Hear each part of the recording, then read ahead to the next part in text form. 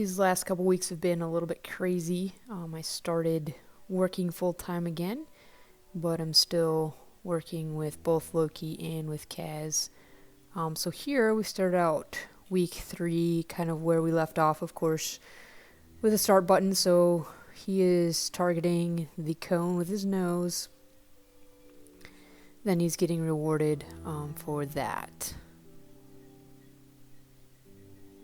Lovely Washington weather. A little bit of rain.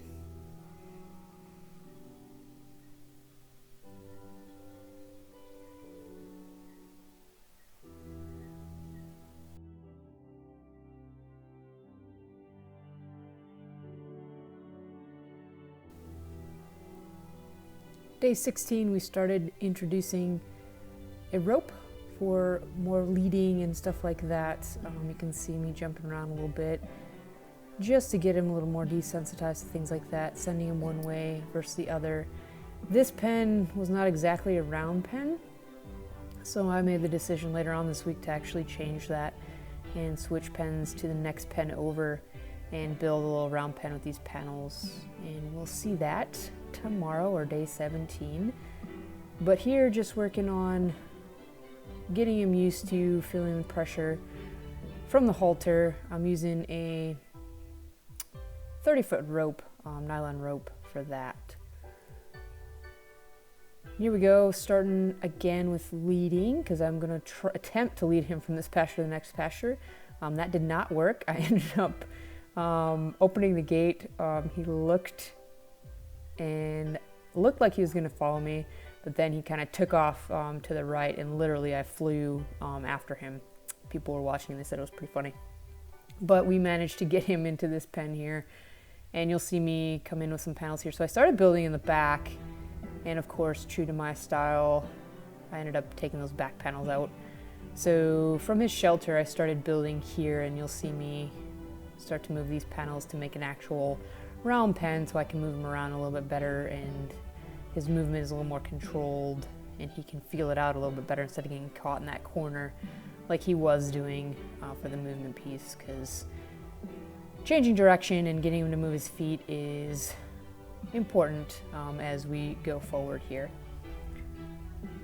So here's me moving all these panels, putting them together.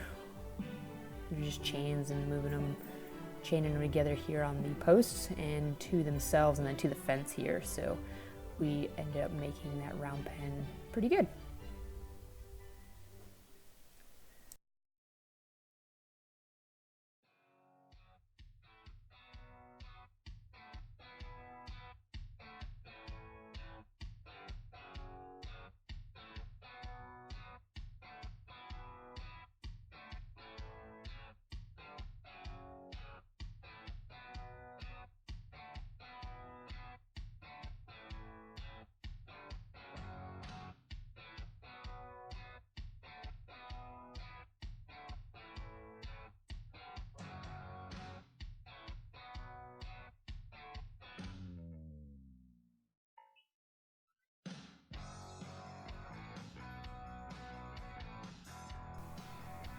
Alright, I'm putting the final touches on this round pen. You'll see here in the right hand corner so the panel that's basically in between the two posts of his shelter will actually be the gate for him to get in and out of that pen. So he'll have the round pen, and then he'll have an actual area where he can eat and relax if he wants to.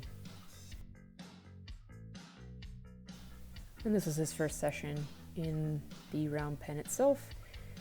And we worked more on start button stuff and touch, stuff that we've been reiterating since day 1 really, and getting him more used to that.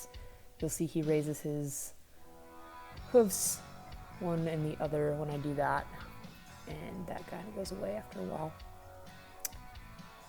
So here, the 25th of September, I was busy and ended up just recording after I had fed him, because it was a beautiful sunset and wanted to capture that on film and capture him just interacting with me after I had fed him.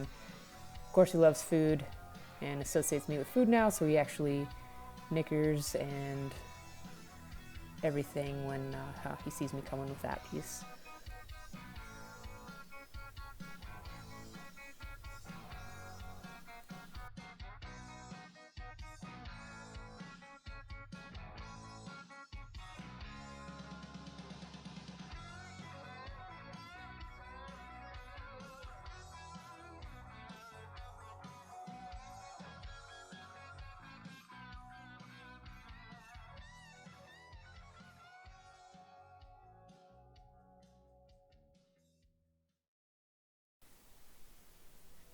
All right, so here we start every session with some start button stuff here.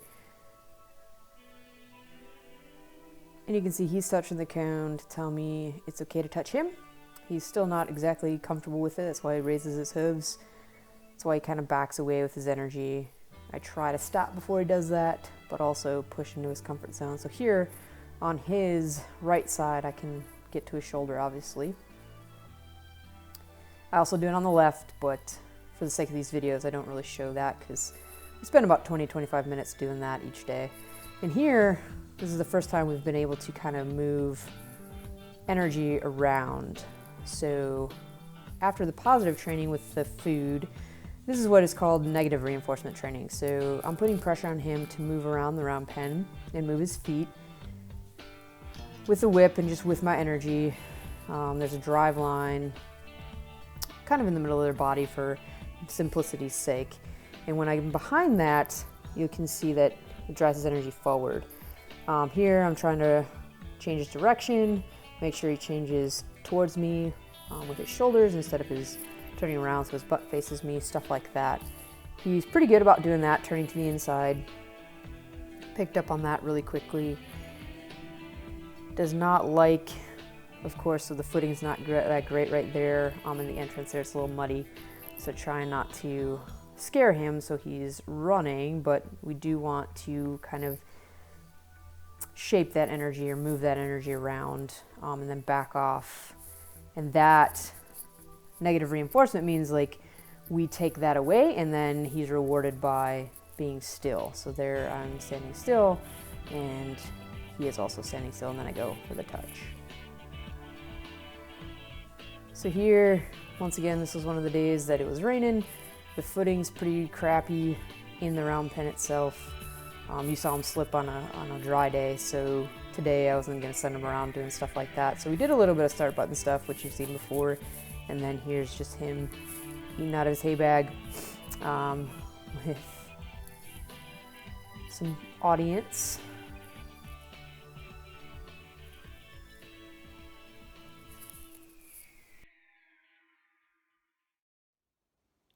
Good morning. It is 4:42 a.m.